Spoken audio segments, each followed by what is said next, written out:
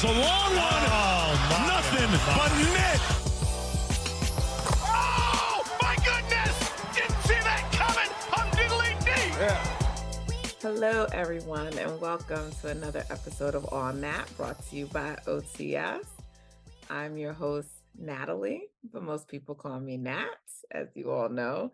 And I'm here today with my soon-to-be co-host. Going forward, we still haven't fully told y'all what's coming up for us, but Justin and I are going to be working together going forward. So just want to start getting you guys used to it, as we mentioned in the last episode. So I'm here with Justin Grant, one of my faves, my Golden Spaces co-host, and someone who knows hoop just one of the best basketball minds. So he's here today to help me break down and preview the 2022-2023 NBA season. And so we're going to do this in two parts. So welcome, Justin, to the show. Thank you for always having me. And, you won't have to welcome me pretty soon. We'll just be together. But I know. I can't wait. I'm so excited.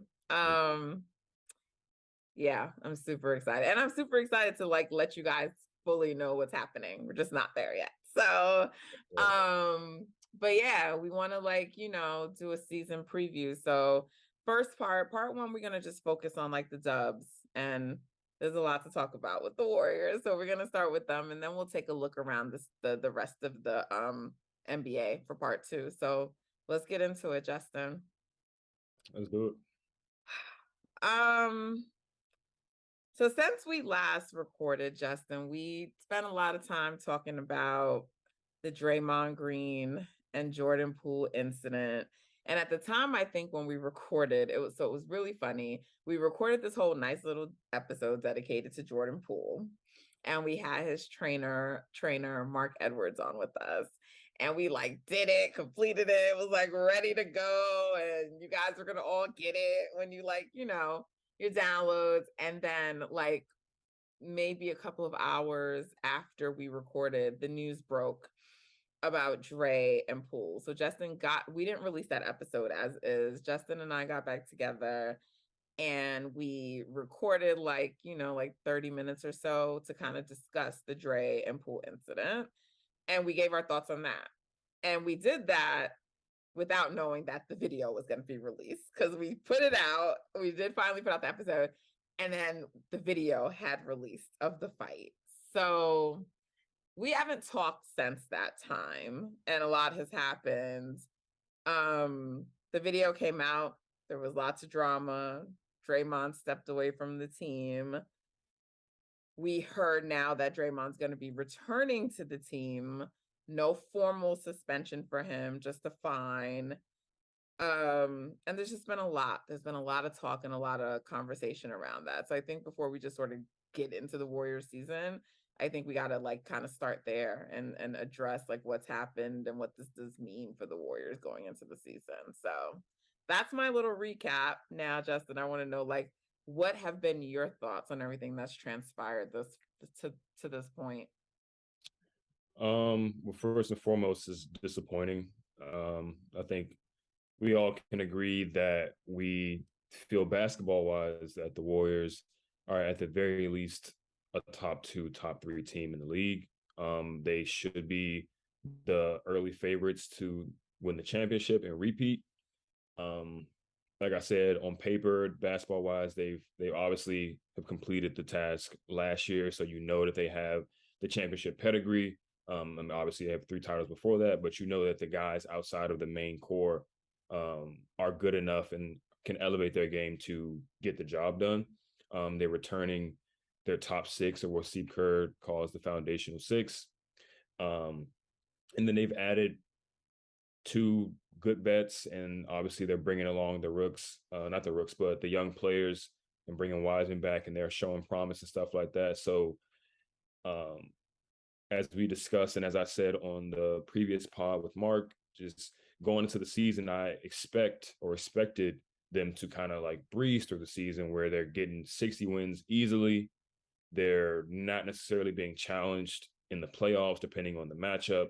it should have been like, all right, 2016 repeated again, not quite as many wins in the regular season, but also they actually complete the job in the playoffs and just kind of breeze through everybody.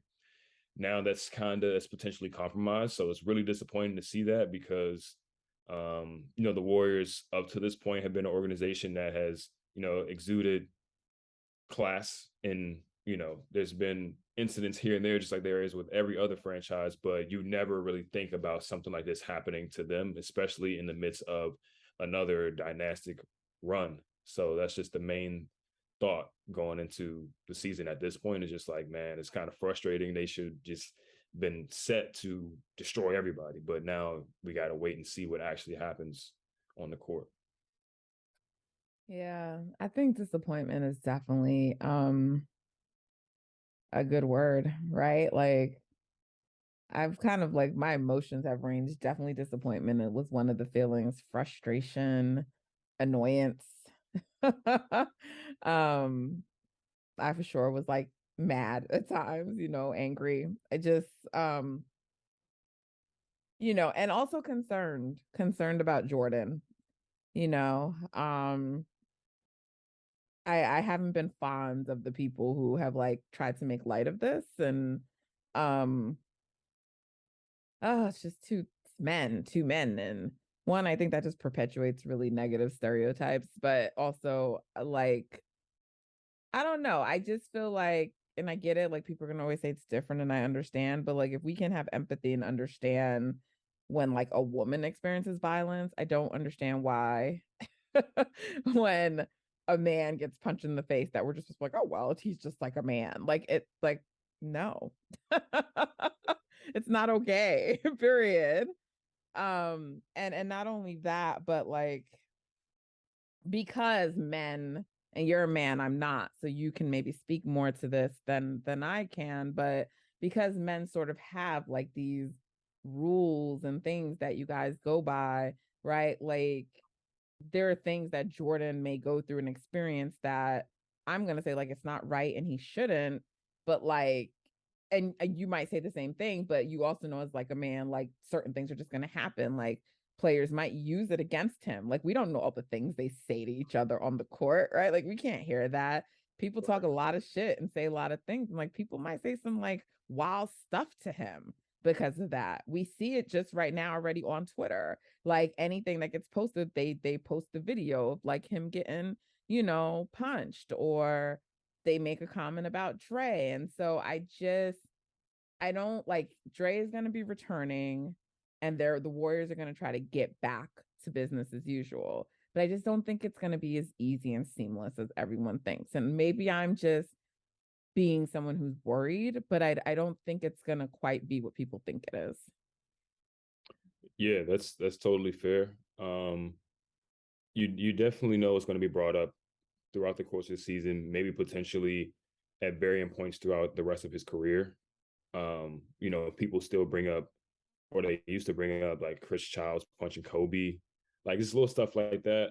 And then, like you said, just men, you typically take pride in like the, like competition, and just everything's always a competition. That's kind of like something that is embedded in masculinity. Just trying to have one up over the next guy, whether it be in sport, whether it be in a fight, whether it be in just social settings or something like that. So this is definitely something that could negatively impact Jordan in that realm, on and off the court. Fans are going to bring it up, and somebody like Jordan, who has a lot of confidence in his game and in himself, he's a very prideful guy. So it's almost it almost doesn't make sense for us to expect him to just breeze it over. You know what I mean? Like, I'm sure he's just being a very professional person, and just saying, hey, like, I feel a certain way, but I know we have a common goal that we want to, be excellent as a team. And this is really the only way that we can do this at the moment. So I'm going to allow this to take this path rather than make it into something else that I potentially really want to make it into, that can derail our season. So it's definitely I wouldn't use the word concerning on my end, just because I think he'll be fine. You know what I mean? But it's just something that he doesn't deserve to have to go through. And the team doesn't deserve to have to go through. That's what's so disappointing and, like you said, just annoying from the whole situation. But yeah, I definitely think it's going to be something that they deal with in a major way in the off season, and they're just trying to put it off until the off season, you know. Yeah, so we found out that like Dre is not going to be suspended, which I think is sort of what people thought was going to happen. That he's been fined, and who knows, there could be like other things happening that we're just like not going to know in the background, right? Like who knows, he could be going to like therapy and we just don't know, right? Like we're not gonna know every little thing that's happening, but we know that there's no suspension. And so the fan base, outside the fan base, people just reacted to that in different ways. I kind of fall like in two different places. One, I like my initial response was sort of like, this is sort of weak. Or I guess I didn't necessarily think it was weak, but I thought that I didn't like really enjoy the messaging of like, this is like the biggest crisis we've gone through. And I think I tweeted something like, it's their biggest crisis, but like it's just dealt with a fine. Like it just, I would have just preferred you not even say all that. Like I would have just like, this is the route we're taking because the players, in consultation with Jordan, this is the best thing that we thought was, the direction we should go, and just leave it at that. Because if you're telling me the gravity of the situation is that it's like this big major crisis, but then there's like no suspension or nothing, it seems inconsistent.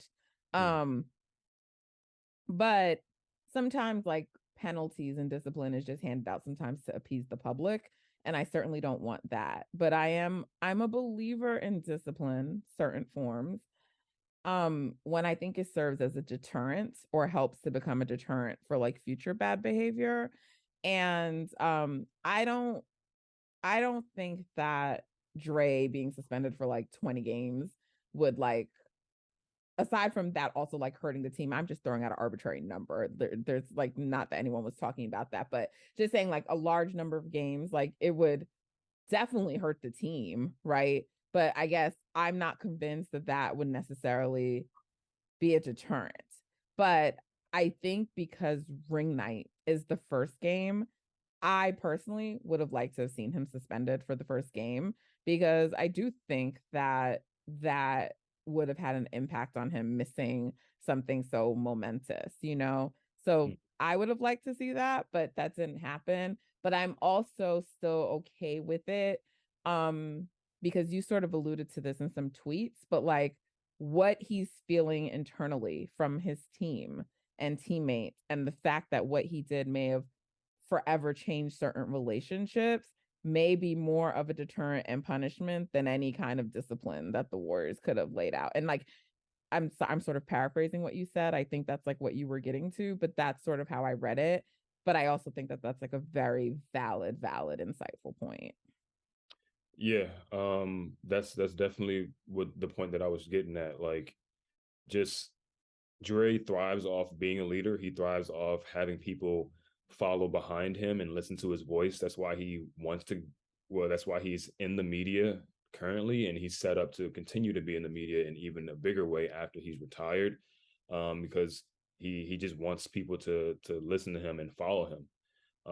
So now that dynamic on this team and this franchise that he has played such an integral part in turning into what it is today, now that is damaged potentially to a point where it's irreparable, like, then like I think that in itself is just such a huge blow to him, and his personal pride and things that he takes pride in, that has already done enough, not necessarily enough, but that's already done so much for him mentally, that I don't think necessarily any suspensions um, would have done the same thing.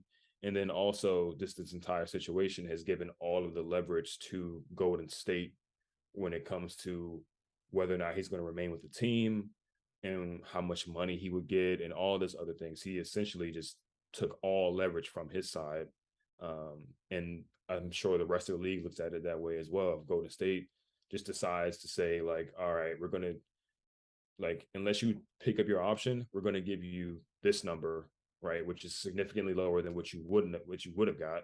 And if you leave, so what? Like, and everybody else in the league is probably going to be like, okay, like, I get it, because he has done so many things that has just caused trouble over the years with the team, that it's understandable at this point if they let him go, even given how important he is to the basketball side of the franchise. Yeah, I think just a couple of months ago, the idea of like Dre leaving the team and the Warriors letting him go would have a very different effect than it would today.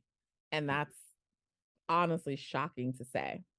Like, if Dre's Warriors tenure comes to an end and it's not with him retiring a Warrior, I think like now it's much more palatable than it would have been before. And I like would have never imagined that. Right. It's almost getting to the point where you've always had some people sprinkled in that say, like, get rid of Draymond, whatever the case may be. But it's almost like it's more people on that side of the spectrum than it is on the other side, people wanting him to stay. And I don't think it's just like Twitter, because sometimes the Twitter voices can feel loud, but like from people I know in the Bay and I'm hearing, they're just like, yo, this is a sentiment like across the Bay. Which is sad in a way when you think of all that he's done and meant and been to the franchise. Yeah, it's definitely, that's the best word I think to describe the whole thing. Is just like, it's just sad. And like we were speaking earlier, like, dynasties and these dynastic runs from these franchises, they rarely end in the way that you want it to end, where it's like one of two ways. Either they go out on top like the Bulls did, like they had their last dance, they won a championship, and then they essentially just, Michael retired and all this stuff, or somebody just comes out of nowhere, or just somebody that's been in the mix for a while just finally dethrones them and just beats them like fair and square, right? And that's something that we've been taking pride in as Warriors fans over the years. It's like, when Steph, Dre, and Clay are playing and they're healthy, they haven't been beaten in a playoff series since the last time they lost, which is almost a decade ago, right? And for it to potentially end in a way where like that isn't the case, like where somebody just like finally beats them, that's just sad and disappointing. And it's going to be one of those stories if it happens, it's going to be one of those stories in the sports world that's just kind of like, dang, what if, how long could their run have gone, or something like that. Hopefully it doesn't get to that point, or I mean, we'll just see what happens, but that would just be a very sad way for the whole thing to end.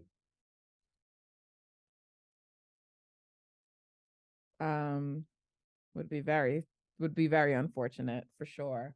Yeah. So I mean, what do you think ring night is gonna be like? Because I mean, we sort of talked about this a little bit offline, though, in terms of, do you like, is the crowd gonna welcome Dre? Will there be some boos? Like, do you anticipate that? I mean, I just don't know. Do you think he's even gonna speak? I don't think he's going to speak. I think he's going to be on his best behavior, which could potentially bleed over into the court. But also, I think he's going to be trying to play as well as he can possibly play from this point on, just to try to gain as much leverage as he can back as an individual player when it comes down to talking contracts, or maybe another team looking at him, stuff like that. I think he might get some boos. I think Jordan is going to get a huge welcome, huge cheer. I'm really looking to see how like the other guys react, because I mean, in the preseason they've showed up, they've been focused. Like, it seemed like in a way this has kind of brought the other guys closer to each other. which is unfortunate because it's come at, he's been alienated from his own actions, and then everybody else has gotten closer to each other because of that. But I think they're going to play well. We'll see if like Steph can kind of shake his Lakers Lakers thing. Well, it's in Golden State though, right? Golden At State. Chase. Yeah, but it's just a weird dynamic with him and playing against the Lakers. But it is. It is. Well, we beat the Lakers last year, and that was there. I mean, Steph was not like great, but he was still very good. But like Poole showed out. Yeah. Jordan, for some reason, he hates the Lakers. Like he always pulls out some shit with the Lakers, whether it be a crazy move or he just has a great game. Clay kills the Lakers too. So we'll see. I think today would be the first time Clay's scrimmaging too, or maybe second time. So hopefully he's ready. But yeah, I think they're gonna win. I think it's gonna be weird with Dre. They're probably not gonna let him speak. He's probably not gonna be very much like out as if he would if this didn't happen. But it's gonna be a little weird energy in the beginning and before the game, but hopefully it's not too weird where it affects them on the court. And I think that's the whole thing that everybody's worried about is like, will this spill over into the court? Yeah, and I think that's like that's a really important conversation that's getting lost because there was a lot of celebration that Dre is going to be back for ring night on the timeline. There was a lot. Look, there were people who also felt like the Warriors didn't do enough, but like there were definitely a lot of people pleased or just in general, like kind of applauding Jordan Poole for his maturity and willingness to sort of put the team first. I think is how people see it. And I just kind of caution people, like, let's see how it all looks when they get back together, because like you can want to do something. You can say, I can put this aside to like work with someone. And that's much easier said than done, right? There's how does it actually play out on the court, body language, like just there's all kinds of things, right? Like, I mean, even when it wasn't of this magnitude, like even like without like people like us who are like super junkies and like follow everything, like even before the like let's say when Dre and Kevin Durant had like their like when he blew up at Katie, right?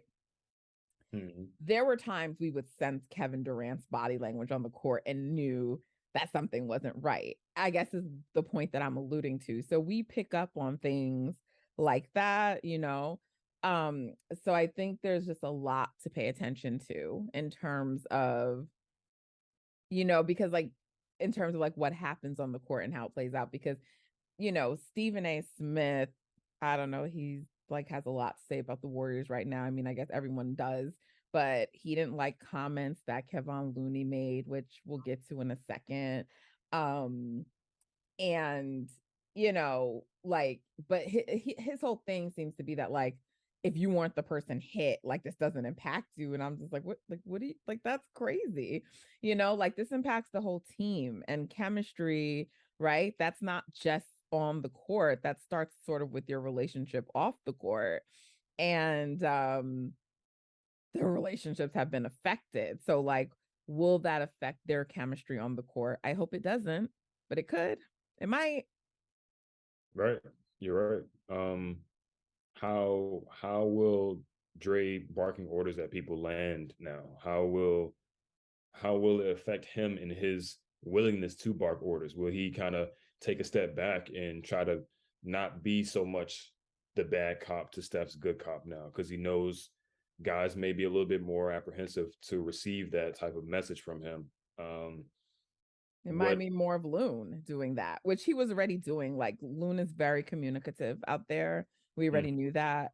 I just kind of felt like when you saw his comments in the post game, which is like basically, I mean, he said a lot, but I think the thing that like kept going around and that people were like really harping on was him saying that Dre is going to have to earn, like it was either our trust or our respect back. And Stephen A. Smith, for some reason, didn't like that he said that. But I thought not so much that what he said was a big deal, because I feel like that's common sense. But that Loon was the one saying it. And then the way that like Kerr kind of just went on and raved about him and how critical and crucial he's been at this time, it kind of in a way feels like to me they've like elevated Loon into that new role of like leader, spokesperson, elder, vet on the team. I mean, he sort of cemented himself anyway as one of the like core guys after that run last year and remaining healthy all season. So he's one of the voices, he's one of the leaders. And so he is empowered by the team to speak like that. And I just sort of wonder if he's going to sort of be taking on some more of like what Dre used to do. That's what I'm curious to see. Yeah. And obviously Kerr spoke extremely highly of him as well. So I think they're not expecting him, but they are, potentially leaning on him to do that. And it's been cool to see because I mean we've seen Kaban since he first came in the league. For him to go from that to where he is now is amazing. And he's Jordan's guy. They're from the same place. Like he's gonna be in Jordan's corner. Not necessarily say that it's a Jordan corner versus Draymond corner, but he's gonna support his guy and he's gonna try to do what's best for him and what's best for the team.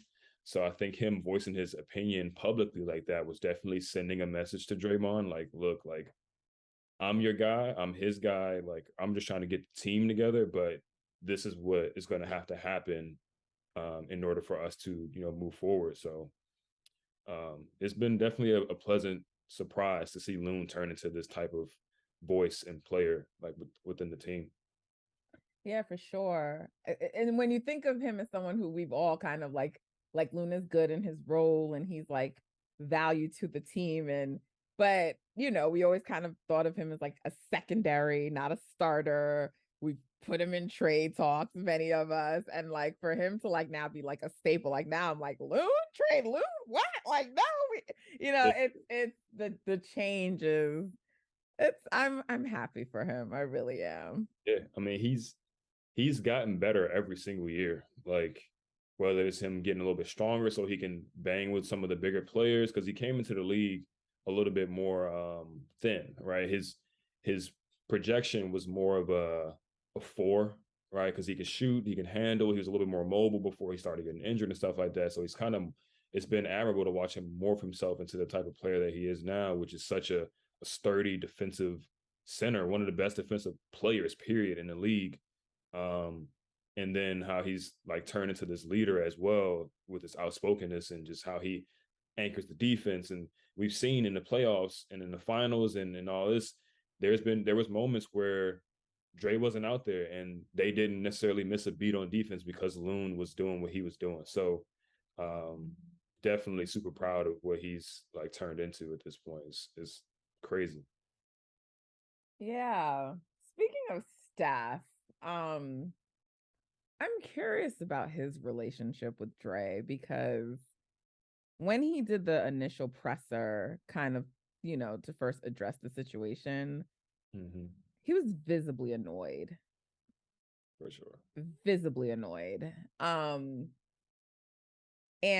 I think like one of the things that many of us know is that like whether it was said or just like an unspoken thing, like part of what always I think protected Draymond on the team is Steph because of like Steph loves him, like they absolutely have a real bond that's on and off the court. And I just wonder if that's affected at all. And I wonder how that will be on the court. Like I know that they're so used to playing with each other and Dre knows Steph like the back of his hand.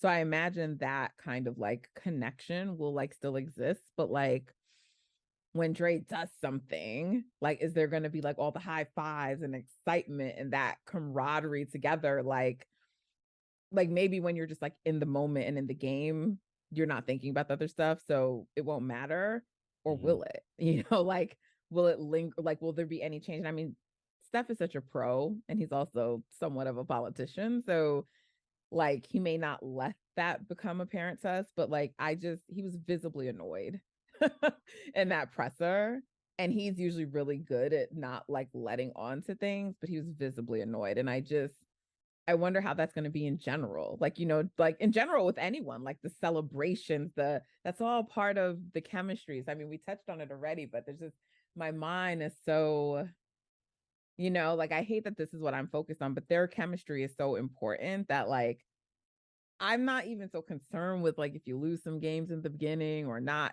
except that if they have any kind of losing spell to start the beginning of the season, then we are not going to stop hearing about this incident. So I almost need them to win to ignore it. But those are the kind of little things I think I'm going to be looking for, like, to and paying close attention to. Yeah, same. And I think this is where the DNA, or like what the term Steph used, the fabric of the team kind of comes into play, right? I think ultimately the chemistry is never going to go away. They've been together for too long. As far as like on court, knowing where guys are supposed to be, stuff like that.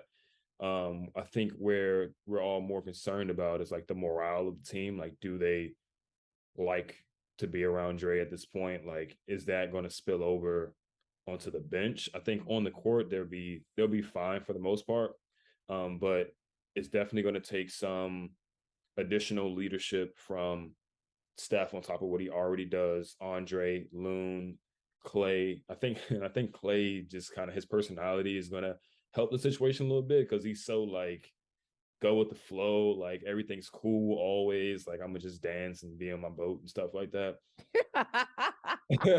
Like, so I think he can kind of not necessarily distract people from the But issue, lighten. yeah, but lighten the mood and just, you know, crack jokes and stuff like that. So I'm hoping that that kind of shines through for Clay. And like I said, Jordan is a professional. He wants to do well. He wants the team to do well. And I think Dre, though he has a lot of moments of unprofessionalism, I think at least on the court, when it comes to playing basketball outside of like arguing with referees, he's going to do what it takes for the team to function the way they're supposed to function. It's just a question of in the locker room, on the bench, like what is the vibe going to be? Because that is the thing that gets you through those moments where you might lose a few games that you shouldn't be losing, or you might go through a rough patch in the season. That's when the noise of bad relationships gets a little bit louder. So yeah, I'm just hoping it doesn't. I hope they just breeze through the season like I expected them to and just win a ton of games. So like that saying, winning cures all. It doesn't cure all, but like winning would definitely Mask a lot, maybe. it would definitely mask a lot of what's going on. And then they'll really have to face it in the offseason. Listen, all I know is that ninja better not be taking off no damn games for like teams he don't care about playing with. I don't want to see none of that shit, because you want to go on the shop and talk about how you don't like to get up for certain games. You better get up for every goddamn game this season. I think he was going to do that this year in particular anyway, because he wants that money. Contract year, everybody plays their hardest for the full season. You know what I mean? Like, look at, which in part is why he wanted the extension, and I think that's part of why they I don't think he was ever getting the extension, so that's why, like, not at this time, right? So I never thought that was happening, and I think that's in part because like they need to see from him like what he really has left, because it's hard to assess. Yeah. I mean, even if his on the court value is as high as it was last year in the beginning of the season, we saw his body broke down, and you never know with back injuries, just in general, when guys start to get into their early to mid 30s, things that have never caused issues for them in the past start to cause issues for them. So it's definitely a trial period for him regardless. And I think he knew that. He just wanted he was kind of like hoping that he would get the extension, but I think he knew like, all right, they're probably going to see what they can get from me. And now he really has to ball out, because if not, not looking good.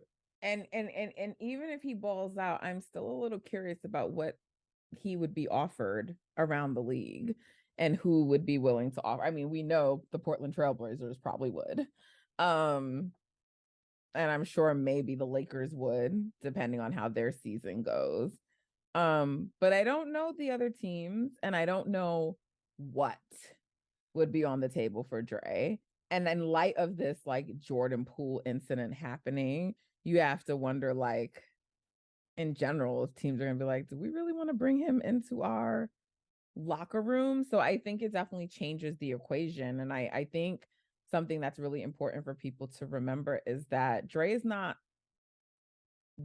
technically doesn't just become a free agent at the end of this season. He can, like, pick up his option, right? And so that's something for him, like, if he doesn't like what's out there, that he may do or could do. Yeah. I think financially, if he wants just the biggest amount of money he can get, I think that's probably the best option. I just don't know if teams are going to throw 27, $26 million at him.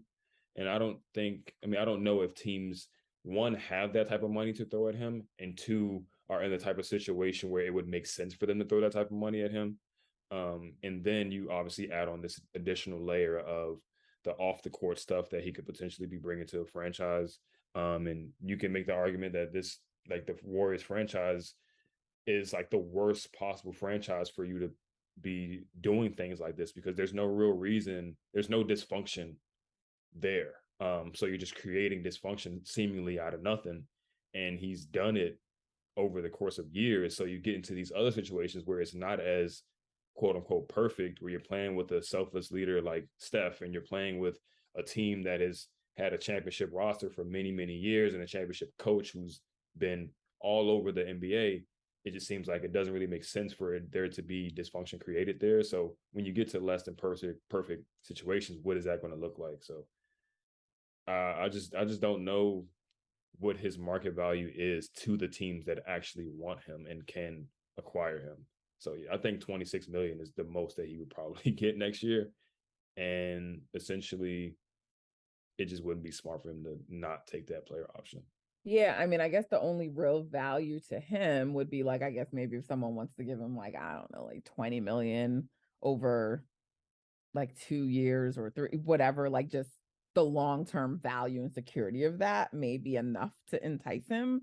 But also, I don't like, Dre just doesn't strike me as the kind of person who, like, I've heard people mention, like, Detroit, and I'm sure in some years they might be like a formidable team, but it's like, I just can't see him going somewhere where, like, just for money. Like, even like you look at how, like, our young guys, and I get it, Dame wasn't on the court, but like how they just embarrassed the Portland Trailblazers. Like, you going there, are they winning anything? Like, Dre likes to win. All he's known is the playoffs and competing, which is why he struggled so much that year when Steph and Clay were hurt. Like, struggled, like, mentally dealing with it. And he's on the record saying that. Like, I just, and then so you have to think about that. Like, if they're not winning and not really in position to compete, what is that going to mean for who he is on the court and as a player in your locker room? Because he only knows winning, and that's what he wants to be doing, competing for a championship. So these are all the reasons why I just cannot understand why he messed this up, because I don't even see the other teams that are going to give you that chance to compete. Exactly. I mean, especially when you bring up a team like Detroit. Detroit has a young core that they're trying to develop. Like, obviously, young players and Dre might not mix that well anymore.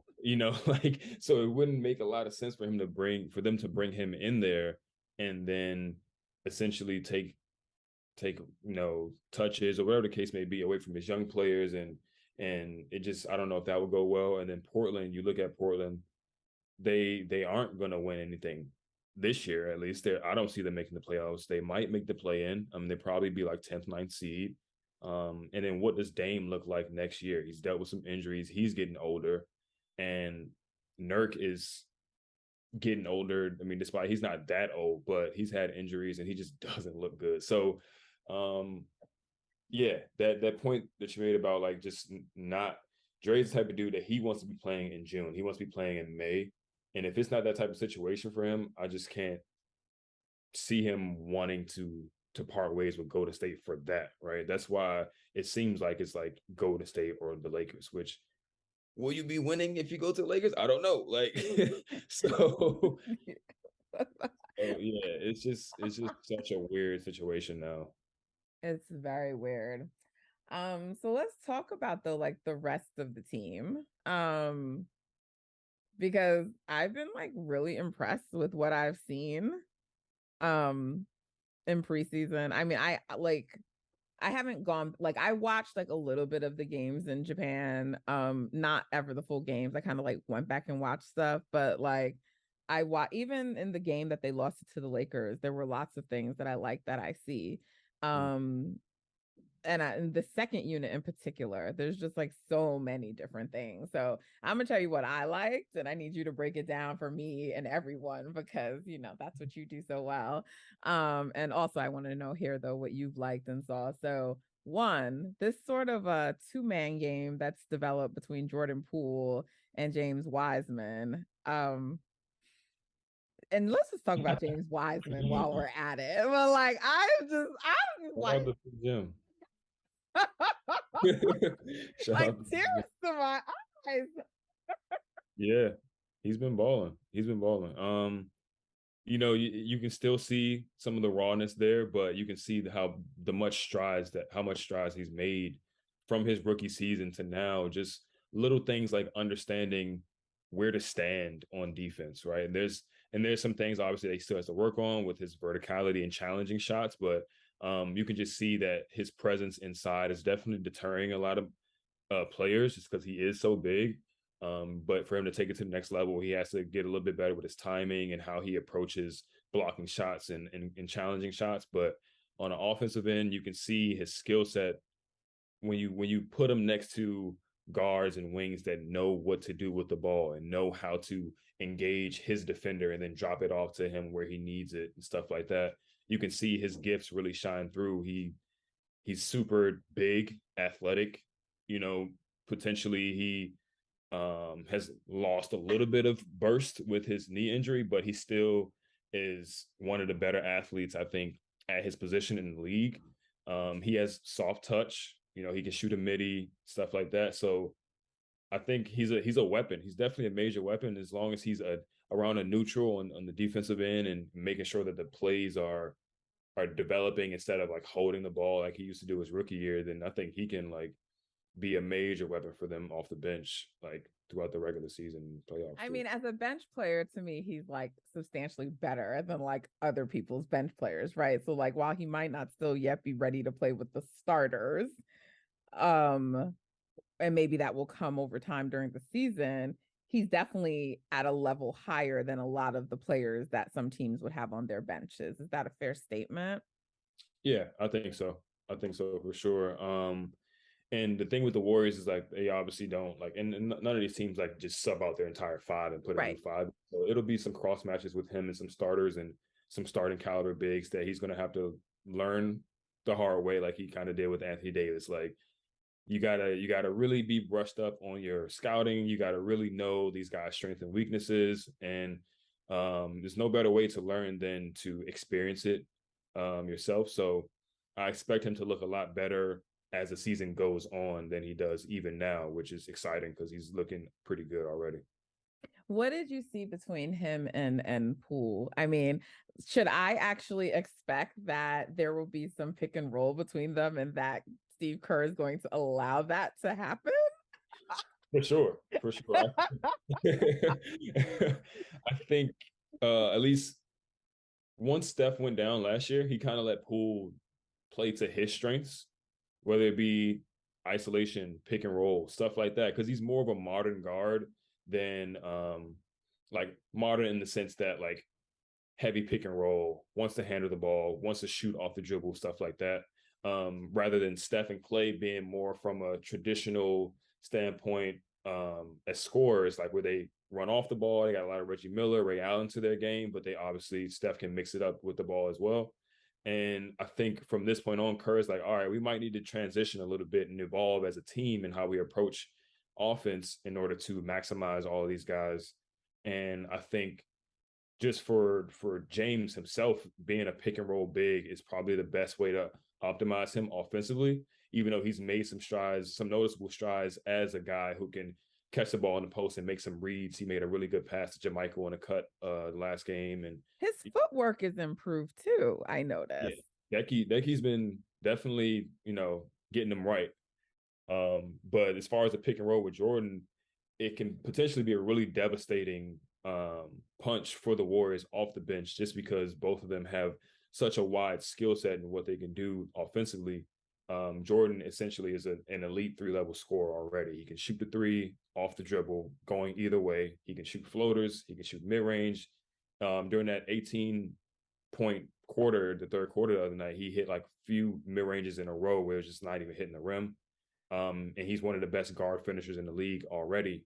So I think just that and his gravity that he's going to bring with him off the pick and roll is going to open it up for James Wiseman, who's shown that he can hit little mini floaters. He can shoot a mid-range from the free throw, and he can like put it on your head too. So that's just going to be extremely difficult for especially second units to guard. I'm so happy for James Wiseman. I mean, he was berated in a way that he just should not have been and deserved by social media, to the point that he got off Twitter, and I feel so bad for him. And I'm so happy for him that I'm just sure just to be able to play basketball, right, is such a big thing. But that he's looking good. And you can kind of start to see and understand why the Warriors drafted him. It took a little time. I mean, I think it made sense always, but I think now people who apparently need to visually see things are starting to understand why that's who they chose to go for. I don't want to rehash whether it should have been LaMelo or not, whatever. It's James Wiseman, and I'm really ecstatic for him. Now, there's a few players I want to talk about, but since we're talking about Jordan Poole and James Wiseman, when Mark was on the show, we talked about the potential for Poole to be an all-star this year. And while I think that was probably something that could have been possible, right? I think still maybe a little bit of a stretch, but could have been possible. There's a part of me that thinks because this whole situation occurred that that's the way you're going to see Jordan respond with just a monster type season, right?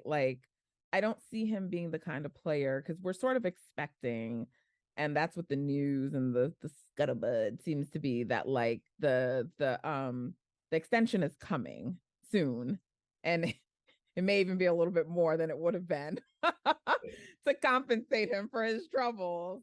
Yeah. So, but he doesn't strike me as the type that's going to get complacent because he got that, and I feel like this situation and everyone talking and all of this is almost going to motivate him to be a man on a mission this year, and I don't know, but now there's a part of me that thinks Jordan could potentially be an all-star this year.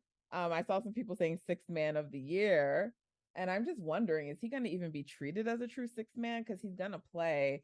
I mean, I know Tyler Hero was kind of in the same situation, I guess, last year, but would he be considered a sixth man? I just don't even know. I think it depends on how well they're playing. I think because that's directly tied to how many games Steph and Clay are going to play. I don't think Clay's probably not going to play a lot of back-to-backs, right, if at all. So they're obviously going to just slide Jordan into their starting spot when he doesn't play, and then I don't know how many games Steph is going to end up with at the end of the season. Hopefully around 68, 70. When I say that, people think I'm crazy. I'm like, guys, the Warriors can't play a lot of games without Steph. I know they're going to manage it, but the team does not function without him. So he's not going to be on no 50 something games for the year. He's going to be high 60s, close to 70, I think. And he's one of the, if not the best conditioned athlete in the NBA. And he no longer deals with chronic issues with his health. it's always something random, like Right. somebody falling on him or something like that, that's caused him to miss games. And if those things didn't happen, He would have played. would have Right. pushed 70 games last year. He probably would have played the entire season in 2021, other than those like few rest games. It might be like back to like not as many fourth quarters, hopefully, and things like Right. that. But like, I feel he's gonna get close to 70 games. I agree with you. Yeah, and Barring injury. right. Please, no injuries. and piggybacking on that point about the fourth quarters, it could potentially be his lowest minutes per game total in the last 2 to 3 seasons, maybe even longer than that. But I think his total games played is going to be higher than last year, most likely. So if Clay's missing a ton of games, then Jordan is probably going to start a ton, and I don't know if that would disqualify him, but I think we got to view him as a 6-man for now, just because he's not in the projected starting lineup. But we'll definitely be playing starter minutes. Yeah, he'll be playing starter minutes, and I mean, typically 6-man of the year is somebody that's playing starting level minutes, and I think he'll run away with it if he's actually eligible based on how many games he doesn't start, then he'll run away with it. He's probably, like you say, going to have a monster season, validating the extension he's about to get. Trying to drown out any external noise that he's getting from this incident. And he's one of those players that's gotten better every single year. I don't think it was going to stop this year. All-star. I'm going to start my campaign early. Yeah, we can start the campaign. Like you said, it's definitely out there as far as the possibility. But we can start the campaign. I'm shameless with the agendas. Like we gonna get loony in the All-Star game too. Like word. I want us having 4 All-Stars. I don't know who that's gonna be because it's been a while since they've had 4 All-Stars from the Dubs. We need a minimum of 3. So yeah, all of our guys, like Steph, Wiggs, Clay, Poole. Wiggs. We gotta talk about Wiggs. Wiggs. Like he's trying to prove something on the defensive end this year because he felt like he was snubbed. But let's just like wrap up so I don't skip over anybody. So we talked about Wiseman and like Poole. Okay, we think he's probably definitely going to be a contender, if not the runaway candidate for 6th man of the year, potential all-star, extension coming. Sky's the limit for Jordan Poole. Okay. He definitely did come alive in that last game he played. It was that the Lakers game? Jordan? Yeah. Was he playing that game? Yeah. Yeah, he just started. Like he kills the Lakers for some reason. I don't know. Yeah, he had something like 25 and 3 quarters or something like that. Like that third quarter, he went crazy. Yeah, he had 18 points by himself in the third quarter, and I believe he had like 3 or 4 assists. And they were like nasty plays too. Like it was a loud 18 and 3. Like yeah, he had that one play with the in and out. Like he just, it was the highlight. Like it was sick. The one that like Katie tweeted about. Right. His creativity was through the chart, and then it was only a matter, and then we can see his rookie year and his second year after that the skills are kind of catching up to his creativity. And I know we all felt like sometimes he was moving a little bit too fast for his body to catch up with what his mind is thinking. But now it's starting to catch up, and it's definitely a little scary. Like nasty. I just can't believe we have that on our team now. It's okay. I want to stick with the second unit for a minute though. So Dante, I'm just so pleasant. Like I know I still understand how heartbreaking it was to lose GP2, but I was kind of always one of those people like, guys, I think we got the right replacements for like Otto and GP2. Like they're not duplicates, but I really think like, they're going to be fine. And I have been really happy with Dante. And then Jermichael just made me happy because I'm like, if his shot is back like that, yeah. Yeah. I mean, they're both. Can we just talk about our 2 off-season acquisitions, please? For sure. Like you said, they're not duplicates of Gary and Otto because they're slightly different players than both of those 2 dudes.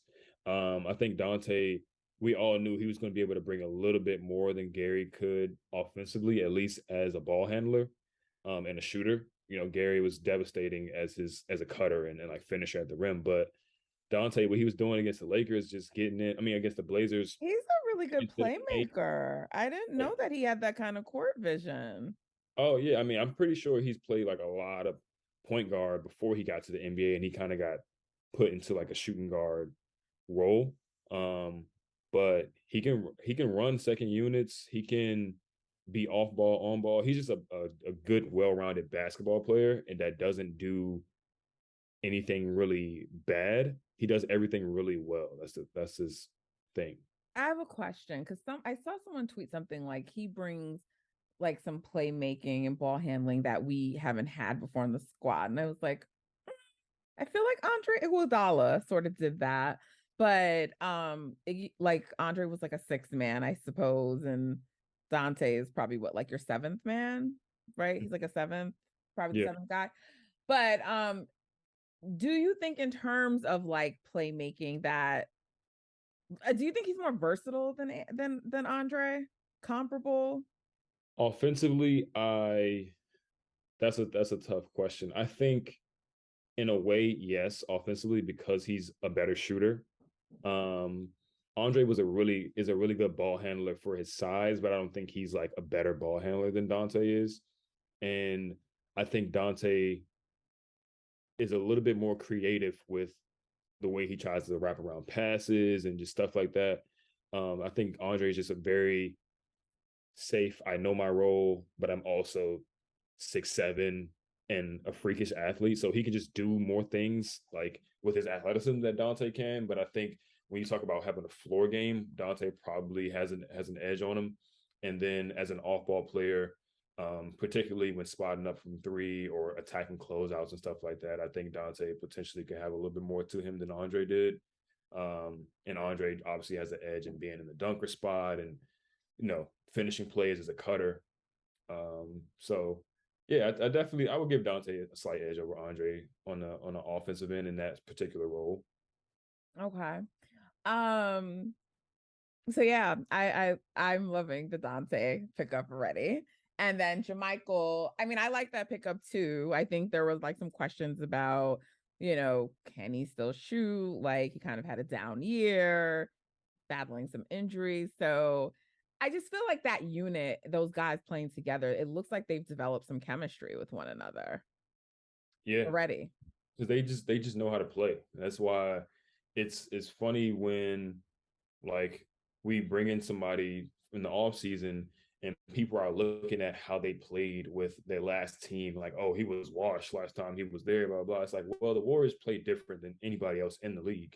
As long as you can dribble, pass, make a quick decision, and you don't really got to be able to shoot. You just be able to know basketball, then you're probably going to fit in, and you're going to be asked to do a lot less than what you were doing on these other teams. So it didn't really make a lot of sense for me for people to like say that Dante and JaMychal weren't going to be good for the Warriors. They're Warriors type players. Like, and I mean, JaMychal's shot was definitely falling against the Blazers. I think he hit like 8 threes or something like that. But I think he would have still been great with the Warriors if his shot wasn't falling, just because his role is to just play defense, rebound, and move the ball. He definitely is rebounding. He can still do those things. Yeah. Yeah. I mean, it's definitely cherry on top when you're hitting shots and finishing plays, but he was going to be good, or he's going to be good with the Warriors regardless. So let's talk about your guy, Moses Moody.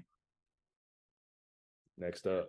So where is he gonna be in the rotation? Because it's like after Poole, like I'm confused on like I'm saying it's Dante, but like Moody's trying to make a case for himself. Mm-hmm. I think they're going to use him as a wing, so I don't think he's necessarily going to be competing with Dante for minutes. And like we said, when Clay misses some games, he's going to get more of an opportunity. But he's ready. Like you can tell the game is slowed down for him on the offensive end. I have said multiple times before that I think he can be a 40+% three-point shooter in this league. I think he has the jump shot for that. It was just a matter of him speeding up his release and getting more comfortable with a faster release. But not only can he be a 40% three-point shooter in the league, especially playing with these guys who can get a lot of open shots, but he has a little bit more wiggle to his game than people are acknowledging. I think his to the basket game, he's creative. His arms are super long, so he gets in the air. He does some things with his arms to get his shot off. He can finish. So the lack of athleticism that we thought he had going into the league, I don't think it's going to be as much of an issue as people initially thought. So, like I said, I think he's next up. It's going to be tough for him to get as many minutes as he, I think, really deserves at this point. I think he could be like a 20+ minute per game guy and be an impactful player. But the Warriors have the best backcourt core group in the NBA, I think, by far. So it's going to be tough for him to get all those minutes. But how many minutes do you think he'll get? I mean, the actual number at the end of the season is probably going to be higher than what it actually is on a game-to-game basis, just based on people missing games. But I think with the full team, he probably gets, 12 to 14. You think he'll be a regular rotation guy? For sure. For sure. I think it's going to be like undeniable for him to, he'll be able to play the 2, he'll be able to play the 3, depending on who they match up with. He'll be able to get some minutes at like a small ball 4. And he's just a player. Like he rebounds, he cuts, he can shoot, he can dribble. He's a Warriors guy, and he's obviously a lottery pick. So they're going to try to, play him as much because he's the next phase. So he's definitely going to get minutes, and he's going to play well. I mean, I'm anticipating he's going to play extremely well in his minutes. So, Kuminga seems to be the odd man out. Like right now, they're struggling to figure out what to do with him. So what do they need to do with Kuminga? Like, what do they got to do? Because we don't want to stunt his growth and development. Yeah, I think Dre missing a lot of these preseason games has negatively affected Kuminga. Because I think the lineups that make sense for Kuminga usually include Dre, because he's a guy that is usually finding cutters, finding the dudes that are in the dunker spot, stuff like that, pushing the ball in transition so an athlete like Kuminga can get out and run. So they've been playing Kuminga a lot of 3, small forward. I don't know that's his position yet. I think he needs to develop his handle a little bit more. I think he needs to develop his outside shot a little bit more. And I think right now he's a 4.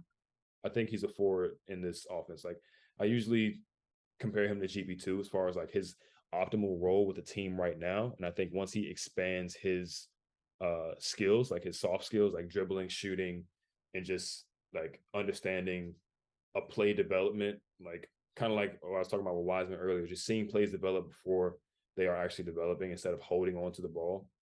I think once he developed that, he can move on to more to perimeter. But right now, he needs to play with Draymond and a spacer, essentially.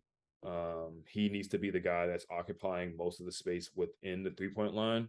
Like I said, like a GP2, cutting back door, being in a dunker spot, catching lobs and stuff like that, rolling to the basket, maybe doing a screen. I know the screen and roll with him and Steph was pretty potent last year. He was getting a lot of dunks off of it because people were just going with Steph. And then you give a guy like that a runway, he's going to put on your head. So I think you can't really play him with Wiseman a lot right now. I was just about to ask, can he be on the court with Wiseman? I think defensively, sure. I think he's already there defensively. Like, as a point of attack wing defender, I think he's way ahead of schedule. Really? I think he's. You don't think he looks fouls a little too much still? Nah. I think he is pretty smart for the most part as far as staying down. Like, usually a lot of young guys go for a lot of fakes. He doesn't. He navigates screens extremely well. Like, if he's told to ice a screen and keep a guy in a certain area of the court, he does that. He gets over screens really well. He's really long, athletic, active, and he plays hard on the defensive end, because I think he really takes pride in any type of one-on-one situation. He doesn't like being scored on one-on-one, and he usually tries to like bully guys and cook guys that are checking him one-on-one. So defensively, he's there. He can play pretty much in any lineup, I think, as a point of attack defender. But offensively, I think it's a little bit clunky with his fit, because he's kind of lacking in those soft skills right now. So he has to be the play finisher instead of a connected passer or play initiator. Okay.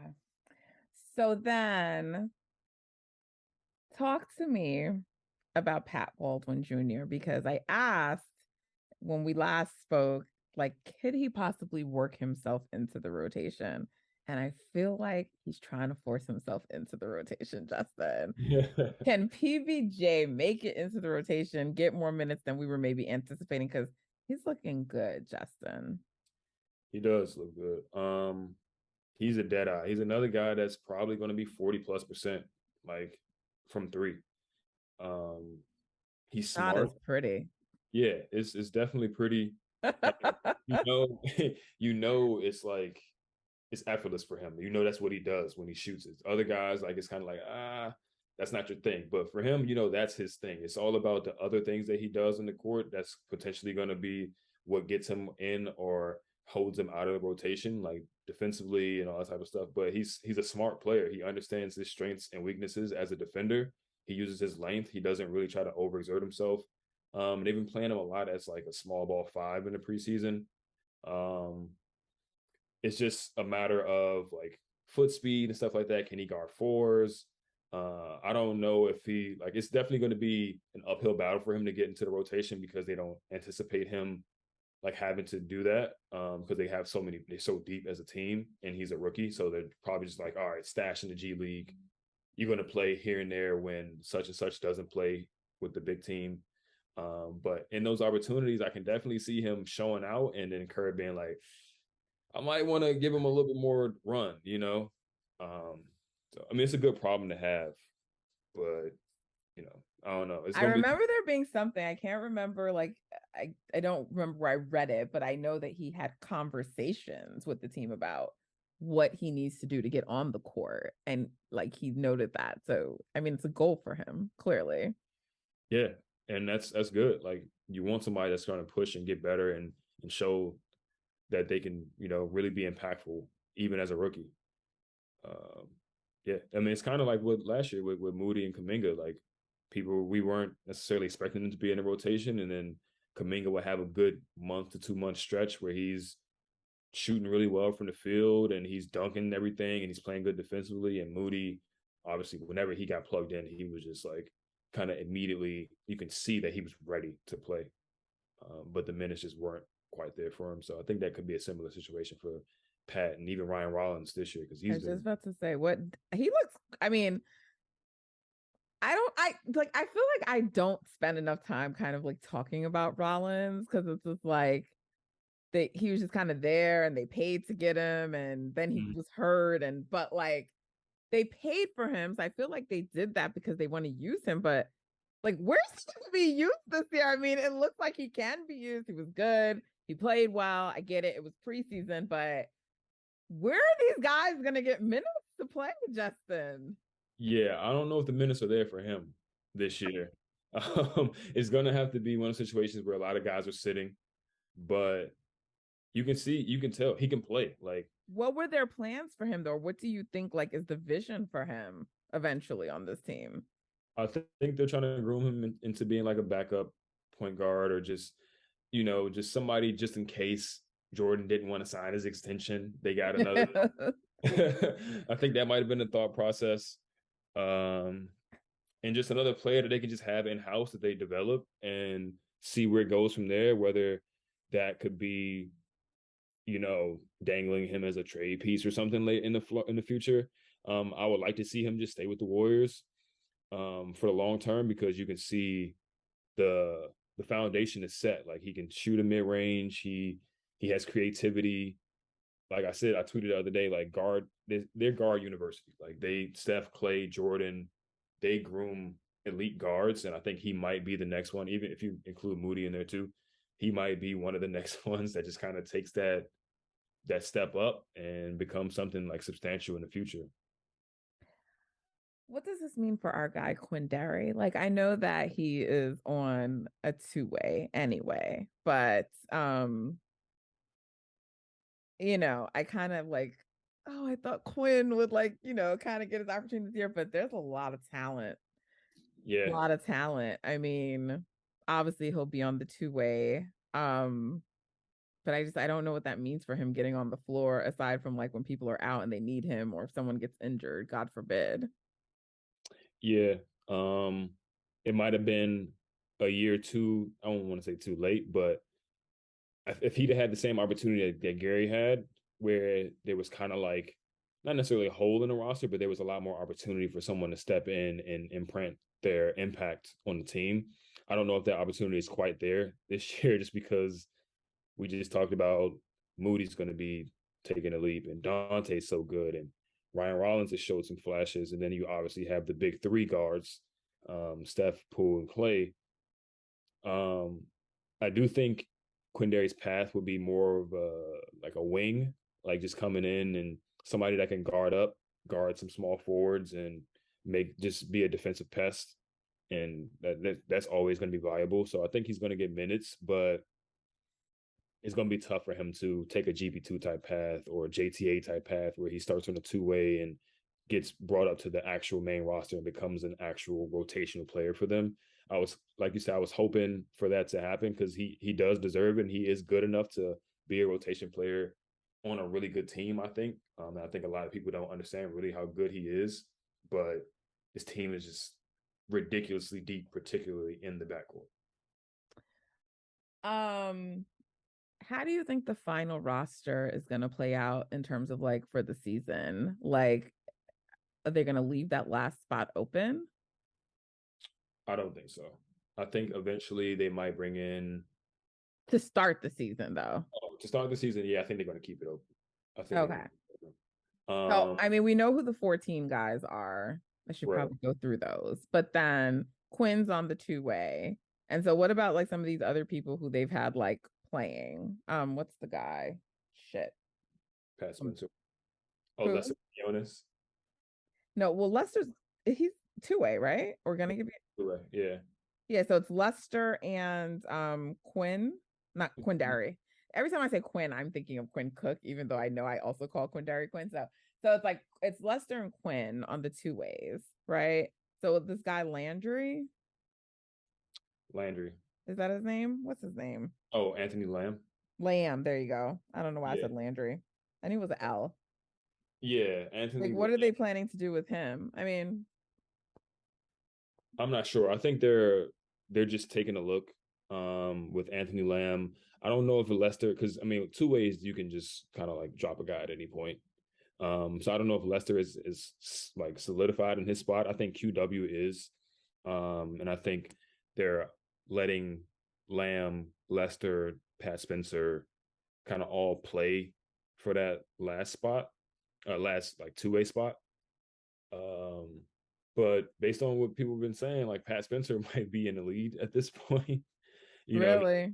He's been playing pretty well. I'm not gonna lie. He had a nice dunk last game. He's been making a lot of plays that like warrior-like plays where you're running the floor and you make 2-3 passes and he makes the second to last pass that leads to the bucket and stuff like that. Like he's been just really fitting in their system well.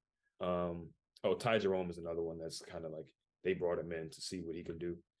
But yeah, I think they're just letting him duke it out and see who comes out on top. I think QW is pretty secure in his spot, and the other guys are just trying to find that last spot.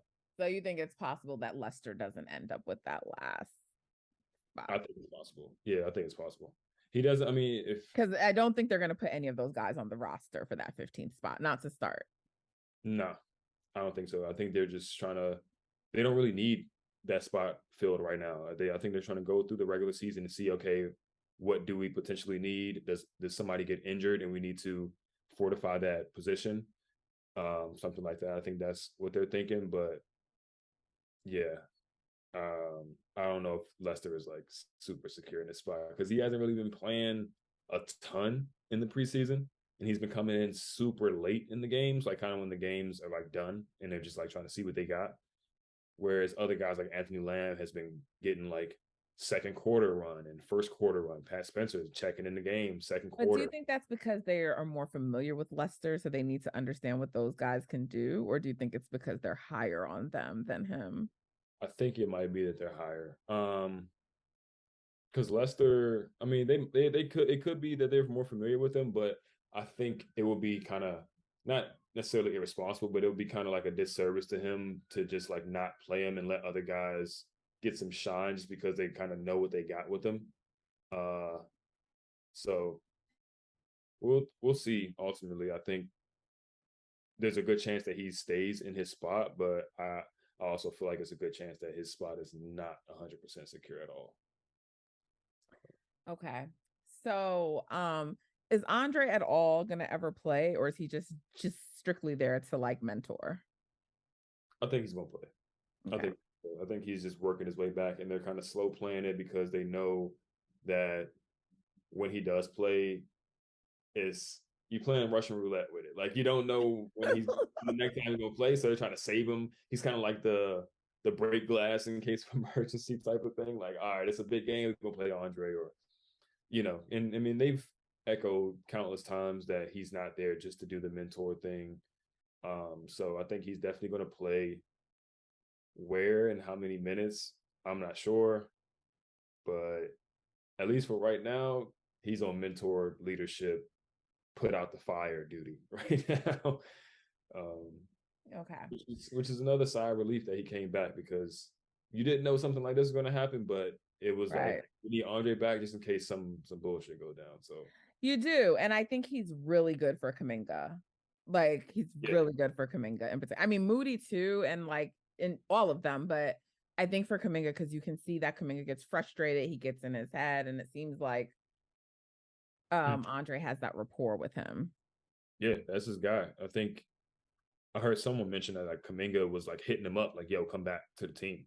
And I remember when Andre announced that he was coming back on his podcast, I'm pretty sure Kaminga put on his IG story like Yeah. something, and Andre was like, "My foot's in your ass all season." Yeah. Like that. So you Yeah. can tell they got a nice relationship. So that's really cool to see. And if anybody can mentor him on how to fit in this system with his gifts, it's Andre. So For sure. excited for that.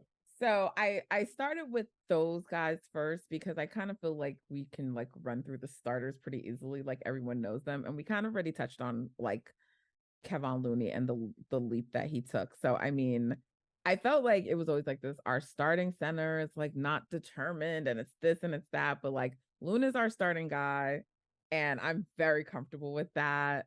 Yep. I'm no longer really questioning his durability. It might just kind of always be there in the background because of like what we went through with him, sort of like the way people get like all crazy the moment anything happens to Steph. But I feel really confident with Loon as the center. Um, Dre is there. We spent a lot of time on Dre. I don't think we need to speak too much more about him, except that I agree that like he's probably going to be on his best behavior, and it's a prove it to us here. So and prove it to them, the outsiders who he may be unfortunately auditioning for. So I'm hoping that he has a good year. We already saw that he kind of got his body into shape. He was looking very lean. So the other stuff will have to work itself out in terms of chemistry, dynamic, and all of that. But I think on court play, I'm expecting it to be a good year for Dre too. Although I don't know what a good year looks like. Like, I mean, defense, I know like what I can expect from Dre, but like, are we thinking his offense is gonna like improve a little bit, or he'll be a little bit more active on the offensive end? Yeah, I think he might be a little bit more aggressive, especially like in transition, trying to finish plays and stuff like that. I think in the half court it'll be more of the same, just because they have so much more offense on the team now. Like even like Steph, Clay, and Wiggs, in your starting five. Like there's three guys, one guy that's going to potentially be close to averaging 30 points a game, and the two guys that can give you 20 to 22 any night. And then you got Jordan come off the bench who can give you 22 to whatever any night. Wiseman, all these guys that can shoot, finish plays. So I don't think Dre's necessarily going to be out there like, okay, I need to average 10 points this year. Like he'll probably average somewhere like 7 or 8. But the key for him is to take those opportunities that are given to him to attack the basket, Be take aggressive. yeah, just be aggressive. Like if there's nothing open, don't try to just force a pass just for the sake of not having to shoot. So I think he'll definitely be a little more aggressive as a shooter and a play finisher in transition. And then Are you expecting teams to still play drop on him? yes, in the Okay. regular season, yes. In the playoffs, the smarter teams will put like a wing on him and they'll just like encourage him to shoot, but not be completely far off of him because they know he's going to hand off a Steph or something like that. So in the regular season, though, teams are going to just like let him be open pretty much and then play and just wait for somebody to get open. So he'll still have his value there, and his everyone knows the majority, if not all, of his value is coming from what he does on the defensive end. I think he's determined to at least be all defensive first team and get some deep boy votes. Whether he gets it or not is based on how many games he plays.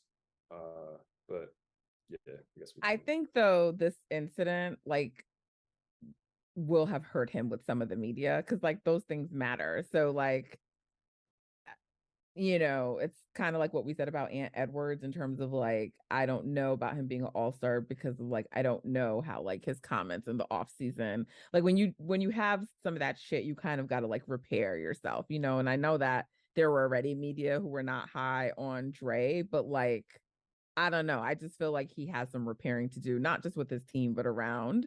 I could be wrong, but I don't know. I just wonder how like what transpired in the summer will affect him in terms of awards and voting and stuff like that. So definitely valid consideration. Clay is, we're hoping, I think is gonna probably play in the first game, but hasn't really played. We learned that he didn't like really scrimmage or do much over the off season, and some of that's like it sounds like, I mean, he didn't say this, and I don't know that he's received any kind of diagnosis, but some trauma, a little like PTSD from like what happened to him, which I think totally makes sense and is natural, right? So they're working him back in, but I do expect it to be a better season for Clay as well, starting from the beginning. I gritted that he's missed some stuff in the beginning, but still starting from the beginning of the season, we expect him to still probably not play back-to-backs, but I'm just guessing a little bit more consistency, some strength, maybe like his defense. I don't really expect Clay to get back to an all defense level, even though I know that's his goal, but I just think to be solid, like, defensively and offensively, his shot, everything, just to be a little bit more consistent. Yeah. And that's usually the biggest difference between year one post injury and year two, just more consistency. Another off season where he wasn't able to scrimmage and play pickup and stuff like he did in the past because of the mental block that he has. But you can see that his body looks a little bit leaner. And he's definitely been working on his game, his individual game and stuff like that. So I think his shot is going to be, I mean, that's never going away, but I think his shot's going to be more consistent. I think he'll also be better just by way of not forcing the issue like he was in the regular season, at least. Just, coming back, he was really trying to get it all back in one game. And he was just shooting, whether it was falling or not, whether they were good shots or not. So I think his shot selection is going to look a lot better. I think him dropping some body fat potentially have a positive impact on how well he moves in the defensive end, and just his rhythm and all that type of stuff will be better. So I can definitely see Clay having a much more consistent overall year. And I can see him going for an all-star spot. This might be one of the last few opportunities that he gets to do that. So I think he's going to really try to go for it. Fan base is certainly going to vote him for it, but we got a lot of guys to vote for it. So I don't know that Dre is going to have the fan base for the all-star vote. I mean, Andrew Wiggins already got more last year. So you have Clay, you have Andrew, you have Poole, you have Steph. And Dre, had he not done that, would have had the fan base. I don't know. So let's talk about Andrew Wiggins. All-star starter Andrew Wiggins, who is trying to prove that like he should have been on a defensive team. So what are you expecting from Andrew this season? Expecting him to make an all defense team for one. Whether or not he's an all-star again is to be determined. It's really difficult to make it in the West. Paul George is back, Kawhi's back. And Kawhi's been looking good. Right. Those two are back. I know you said like the homophobic comments like that Anthony Edwards made could negatively affect him, but I expect him to make a superstar type leap. He can be in the mix. So it's gonna be tough for Andrew to make the all-star team, but he can definitely have like an all-star like impact on the team, just shutting other guys' best players down, being able to hit shots if he's consistently. Do you think we're going to see him rebounding the way he was in the postseason? Do you think that's like now embedded and built into him? I think a little bit. I don't know if it's going to be quite to that level just because it's so hard to do that over an 82-game season. He was really just playing his absolute hardest like every single game. And I don't think it'll be necessary as well. just they'll be winning a lot of games just without him having to do And that. they team rebounds anyway. And like you have Yeah. Loon there, and then you have people like Jermichael who've been added, just other people who rebounds. Right. And his minutes is probably going to be down. And they're trying to make sure everybody's fresh for the postseason, and they got a lot more depth this year. So the starters, I think all their minutes are probably going to be a little bit reduced. But I expect Sounds like Andrew's also somewhat of a priority for them after Poole to get his extension completed. Yeah, they know. I mean, he's like, we were same high school class, so we're around the same age. He's still really young. He's part of that next phase. Once Clay or if Dre's with the team, but if Clay starts to tailor off, then you need some perimeter. You need to bolster that perimeter, and that's Jordan and Andrew, right? Like we saw in the beginning of the season last year, they were the best team in the league with those two guys there. So they understand how much value Andrew brings to the team defensively, even offensively. Like there's not many players in the league, period, that are his size and have his athletic gifts. And then you couple that with the fact that he's a great defensive player and he can hit an open three at a 40% clip, and he can finish plays at the rim and all that type of stuff. So expecting definitely a really good year. I don't know if his numbers are going to necessarily like reflect that, but you'll visibly see that he's just much more in control of his game. He understands his role, and he's just going to be a really, really good player for them. Okay. And so Wardell, like, he's gonna get MVP this year. That's what I'm saying. He's like, I cannot have Steph's career end without him getting a third MVP. Like, he already should have gotten it the last 2 years, but for like stupid shit, him deciding to like fucking have like a shooting slump in the middle of the season, and then like the year before, these assholes not wanting to get like him support for the season, right? Like, even if they weren't going to win a chip, like to just make a little, just make a little bit more effort during the regular season. So that being said, like, I really, really, truly believe like Stephen is going to get a third MVP. I've always said that it has to happen.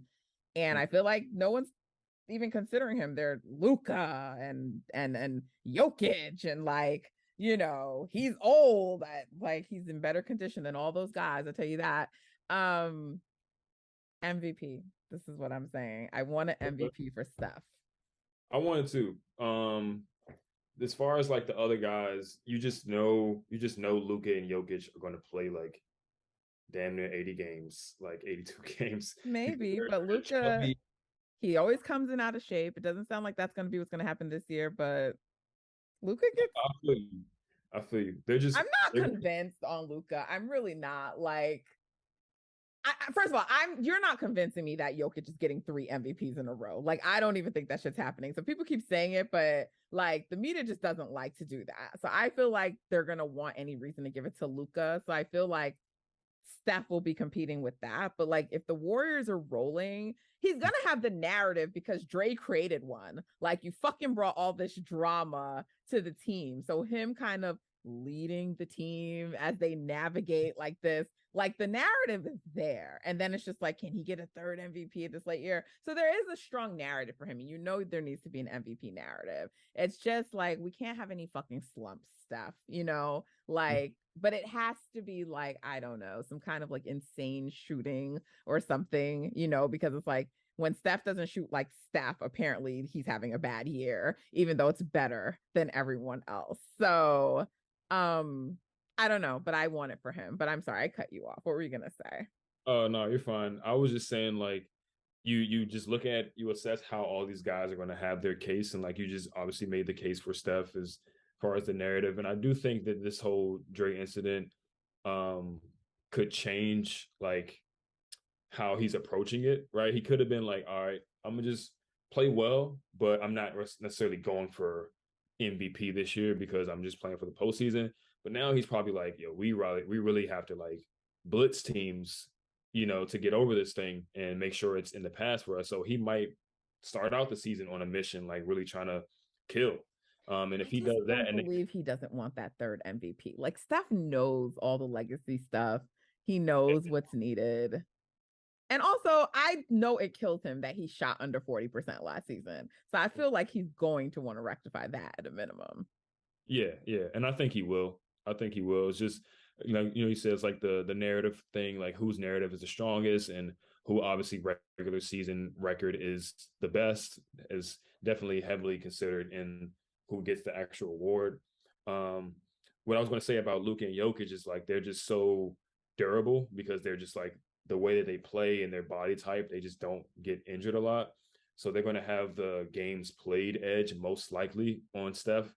I don't think Luka will have the games won though, but we could see. Yeah, I don't think the Mavs are going to be like as bad as some people are projecting, but I think Jokic will have the games won, but I think there'll be a fatigue factor with Jokic. So I'm just not sure. Mm-hmm. And there's Giannis. We didn't even talk about the people in the East. Yeah, Giannis is kind of like my preseason pick just because the numbers are going to be ridiculous. The Bucks roster isn't as good as it was like 2 years ago, so Giannis going to have to do a lot more heavy lifting. We don't know what Chris Middleton's going to look like when he finally gets back. So Giannis. I don't want none of these dudes getting 3 before Steph gets 3. I'm gonna be tight. I know it's I'll be tight. Yeah, it's kind of like the 2 dudes that got 2 in like with Steph, like they're all competing for a third one. And then you got Luka who doesn't have any, but he's kind of been like the preseason pick, like for. And then I guess Embiid really is gonna want one. Embiid has cried his way into a top 3 candidacy regardless. So like I don't think like Dame with the All-Star. Yeah, that's the thing. He damed his way. He Devin Booker and damed his way into MVP candidacy like every year now. But I don't know if he's gonna play enough games. Like you essentially got to play like 70 games to get MVP. And has he ever played 70? I don't know. I think he played like 68 last year or something. So I don't know if he's going to play enough games. I know Giannis is probably going to play enough games. Luka and Jokic are probably going to play enough games. And the numbers are going to be there. It just comes down to, like you said, the narrative, team record, and individual moments, things like that, head-to-head matchups, the big games. Right. Listen, we got to see how it plays out. I think those are getting MVP. Get MVP. And Kevin Durant's going to try to do something this year because people have been ranking him. I don't think KD's going to get MVP because I don't know, like his durability hasn't seemed to be there, but he has to feel disrespected because like I be like talking shit about KD, but like I'm seeing people having him like 7th, 8th, like not even a top. Like I'm like, come on, y'all are like really being extra with this shit. Hey, look, this is how I view it right here. Right, you got your best offensive players in the league: Steph, Jokic, Luka. In my opinion, LeBron is still up there. I think his combination of scoring the ball and passing the ball is only paralleled by those 3 guys. So after that, you obviously have Giannis, who has an argument for top 2 best player in the league, whatever the case may be, because what he can do on both ends of the floor. That's 5 players right there. Like, I don't know if KD's like for sure top 5 in my book, right? I think he's lost a little bit in his rim pressure game. So he's really relying on jump shooting and contested jump shooting in particular. What about Kauai? Like, I know that in terms of like, he's not going to be in MVP conversations because of how he's managed and games played. But I think he's a top 5 player based on what he can do on the court when he plays. In the postseason, it's undeniable what he can do, like how he's one of the greatest like playoff risers in the history of the game, right? Just ridiculous scoring volume and efficiency, and then being able to, early in his career just be a complete lockdown game-changing defender, whereas now he kind of picks his spots and picks his moments where he really wants to lock in on defense. We'll see if he still has that in him on the defensive end coming off these injuries and with his age and with his offensive load. But yeah, I mean, in a regular season, I wouldn't consider him a top 5 player just because games played. He's not going to play a ton of games, and he doesn't. Taking him over people like Luka. I'm sorry, fuck that. I mean, in a regular season, I got to go Luka just because he's the games played, and Why that's does that matter if in the postseason, at the end of the day, I'm gonna want Kauai? Like, to me, like, it all goes together. Like, I don't really care. Like, if I know that you're just being managed, then it's just like, it's not because like you don't have the capability to do this in the regular season. It's just we gotta preserve you. I guess that's the way I look at it. So I don't really ding you because it's like, well, you're not playing the games. Okay, but when he does play, he's playing like that. So, like, you don't get extra credit to me because you played more of the games. Like, I just want to know like what you can actually do when you play the game. But that's me. That's how I look at it. No, I feel you. But just as far as like Luka versus Kawhi, I mean, I think we can all agree Luka is one of the better playoff performers in the league already. Yeah. Offensively, what he does as just an engine, like just a tank, he's just going to get to the rim whenever he wants. He's going to score efficiently. He can hit step backs, obviously, and he's one of the best passers in the league. I think he's one of the top 3 or 4 best offensive players in the league. I agree with that. I'm still not comfortable moving him into top 5 above like some of those guys. But this year would be the year that would like change that for me. I need to see what Kawhi is like coming back. I need to see if Kevin Durant truly deserves his demotion. Like, I loved getting in on the he got swept and all of that. And but I don't know. I feel like he's being a little disrespected. But maybe it's time, like same thing with LeBron. Like, I think I might have him like 6, um I'm not mad at anyone who still has him 5, but I mean, I'm comfortable with like saying like Steph is above him, that Giannis is above him. Those are really like the only 2 that I'm like truly, truly comfortable saying like should be above. I think for 3, 4, 5, 6, like a number of guys can battle for that. And while I do consider certain people tier 1 guys, like I think there's cases to be made for some people. So like the way that people have just like elevated Embiid and Luka into those conversations, I'm like, like I'm not so sure that like Kawhi shouldn't still be there, or that Bron really isn't still there, kind of a thing. You know what I mean? And then I do still also give an edge to like the guys who have actually achieved the accolades. Like, Jokic has the hardware in terms of MVPs, but all right. He has to now actually go and win something. And I get it's not all his fault. His teammates have been injured, but like all those other guys have like done it and like went to a finals, and like we've seen them do it. For sure. Which is why I also have a problem with people kind of moving Embiid up there. I'm like, Embiid hasn't got out the second round. And like, y'all are like, I get that like a lot of the attention was on Ben Simmons, but like he actually did not perform the way he needed to either to close out some of those games. But we'll talk about that when we do our full like NBA preview of the other teams. But I just also, I'm not so quite yet there putting him in the top 5, and I've seen him in a lot of people's top 5. So anyway, it's it's interesting, but I'm gonna say Steph for MVP. I know everybody wants all those other guys, but Steph has to get that 3rd MVP. He has to. It's been there. It's been at his fingertips, and he's let it go. He needs to go secure that shit and get it. And like, the finals MVP shit is like done now. Who gives a shit about that? Like, it should have never mattered. So go get that fucking 3rd MVP. He needs to get it, I think. But yeah, what kind of, just tell me the numbers you're expecting, not like full like across the board, but like Steph, Wiggins, Poole, and Clay. Like, what do you think the scoring load is going to look like split amongst the 4 of them? I think Steph will be somewhere around 25, just because his minutes are not going to be what they were in the past. If he comes out and he's like, all right, it's March of 2021 for the whole season, like I'm going to shoot 45% from 3 again for an entire season, then yeah, he probably averaged 30. Like, but I think it'll probably be somewhere, because there's so much more balance in the offense, that he'll probably be somewhere around 25, really efficient. Is Clay gonna be having the most shot attempts again? I don't think so. Well, maybe. It's Clay. Like, Clay's like, if I'm touching the ball, like I'm shooting it. Like 90 times, like 9 times out of 10, I'm shooting, and then I'll pass the other times. But yeah, I think Steph will be somewhere around 25, and I think Wiggs, Clay, and Poole will all be within the like 16 to 20 range, 16 to 19. No other 20-point scorers on the team, you don't think? Like us for sure, like one of them is going to average 20. I feel like Poole is going to average 20. I just feel like he's going to be on a mission.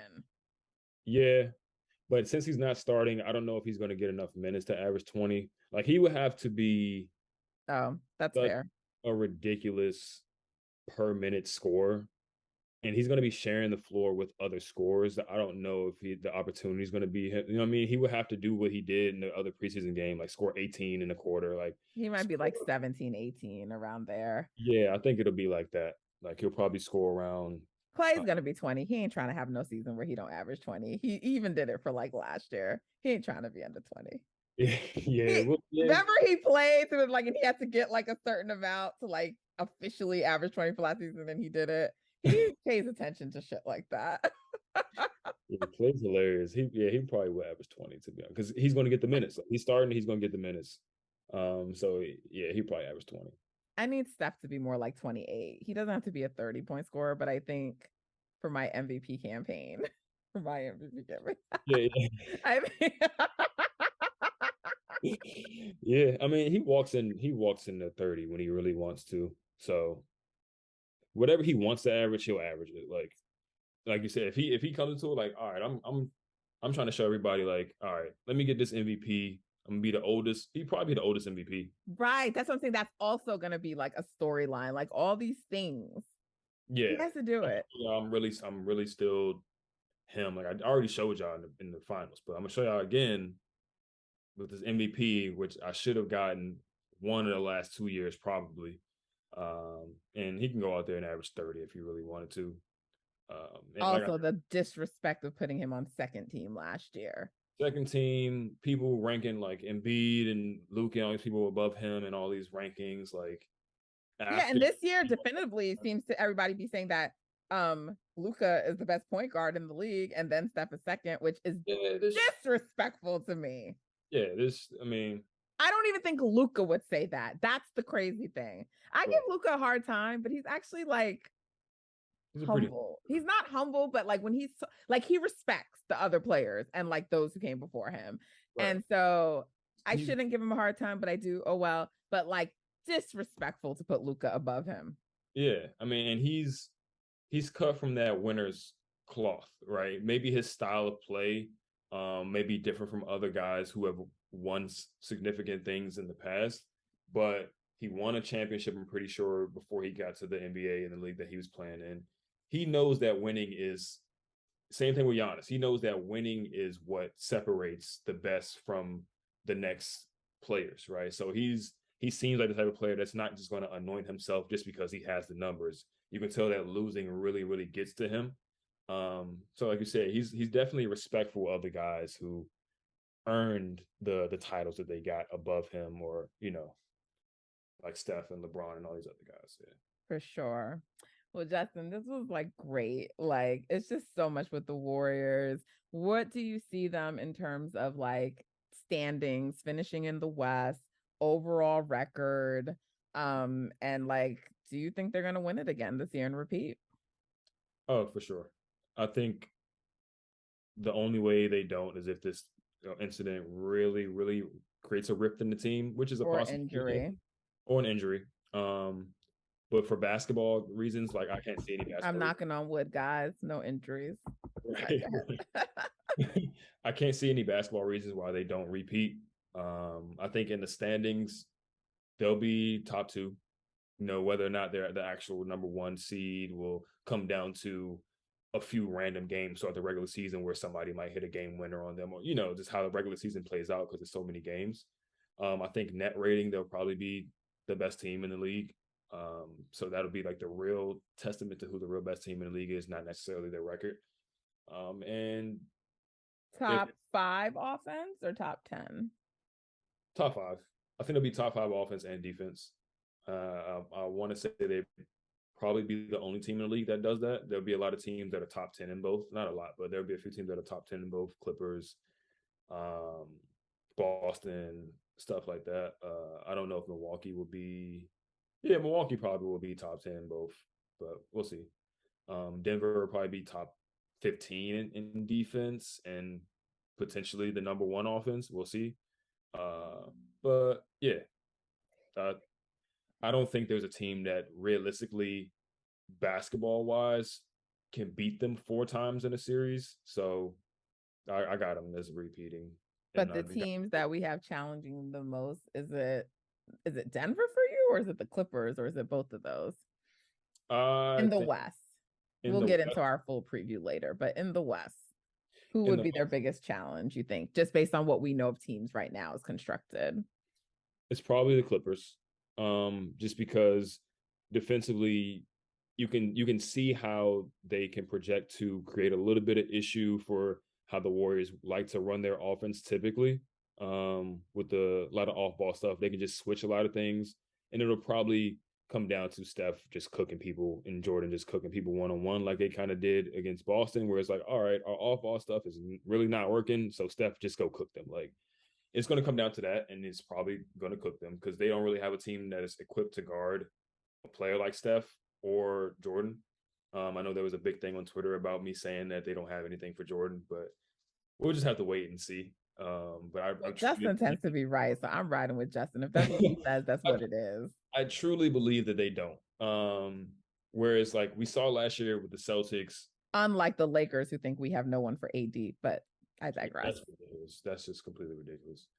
But what I was saying, like against the Celtics, you can see Jordan kind of struggle because he had to play against Robert Williams a lot, and he was getting to the basket, but Robert Williams just kind of like at the rim, a deterrent. Yeah. They don't have that on the Clippers, right? So whereas they don't have guys that can guard quick guards other than like Terrence Mann, and they don't have a crazy rim protector there like Robert Williams. So I think they don't have anything really for Jordan and stuff. So we'll see. Denver is probably second under them, but I do think Denver, if they matched up against the Clippers, people are kind of like, oh, Clippers are the favorites. Like, Denver can beat the Clippers. We've seen them beat the Clippers already, right? And Denver is better now than they were when they beat the Clippers. And the Clippers are probably a little bit better too, but they don't have anybody for Jokic. And if you don't have anybody for Jokic that can at least match up with him one-on-one, then you are in a lot of trouble. So we'll see. But who do they have for like Kauai or even Paul George? I mean, like, I feel like what hurts Denver is their defense, right? Like, we know they're going to be like an offensive machine, but I don't feel like they're going to be that great defensively. Middle of the pack kind of defense. Yeah, they'll be middle of the pack. I think only because there's going to be a lot of teams that are really, really good defensively, but I think they're going to be good enough to be able to beat a few teams in the postseason. Relying on offense. Relying on offense mostly, for sure. That's their superpower, but I don't think their defense is that debilitating to the point where like they aren't a conference finals or finals contender. I think specifically against the Warriors, it's really bad because the Warriors are going to put Jokic in a lot of like high pick and rolls, and then what the Warriors are able to do with the passing, like after the ball is in motion, that is really devastating to the Nuggets. And obviously the Warriors also have guys like Loon and Dre who can, make it at least a little bit tougher on Jokic than other teams can. So I think the Warriors, as constructed, are a bad matchup, and they're better than the Nuggets. Whereas the Clippers might be like on paper better than the Nuggets, but it's not a great matchup for them. Like how Dallas isn't a great matchup for them. Yeah. I mean, it takes usually every time they see Dallas, it takes Kauai having to put on his like San Antonio jersey and really try to lock up with Luka. But yeah, it's people we underrate how much matchups really play into the postseason. We typically just look at on paper how good a team really is and their net rating and stuff, but matchups make a big difference. I think that's why we saw Golden State go a little bit longer with Memphis last year than they really had to, is because the matchups was a little bit weird with Memphis. But right. Yeah. Well, this was fun. I'm excited to see like what we're saying and how it's gonna like actually play out for the season. I hope you guys enjoyed part 1 of our preseason preview. We focused on the dubs because that's what we do. We cover the dubs over here. But part 2 will be coming, and we'll focus on the rest of the league and what we expect from other teams around the association. So thank you for tuning in. Thank you for joining me and Justin.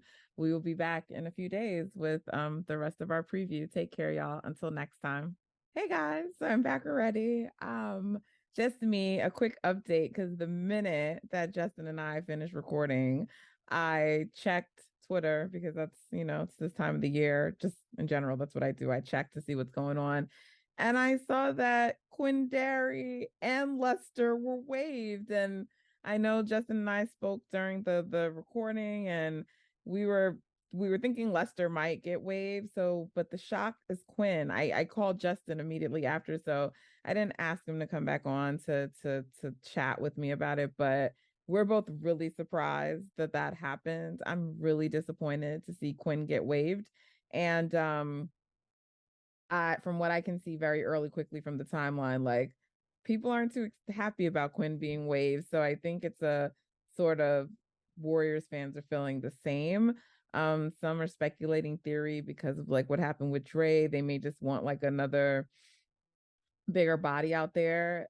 Something that Quinn doesn't really offer, I suppose. But yeah, we're all kind of surprised about Quinn. So really disappointed to see that. I hope that he ends up on a NBA roster because, as you heard me and Justin talk earlier, we think he deserves and belongs on one. So, Quinn, very sorry to see you go.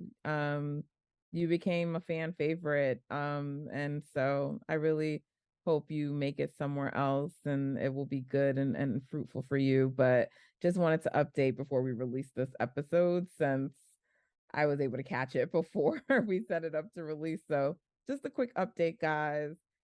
No more Quindary. So the two-way roster spots are determined. And my guess and Justin's guess is that those are probably going to end up going to Lamb and Spencer. But we'll see. So let's see by the time when we do part 2 of our full NBA preview if that's changed. All right, guys. For real this time. Until next time, take care. Download, subscribe, everything that you need to do, tell people about the show, all of that. But until next time, part 2 coming on Monday. All right, bye.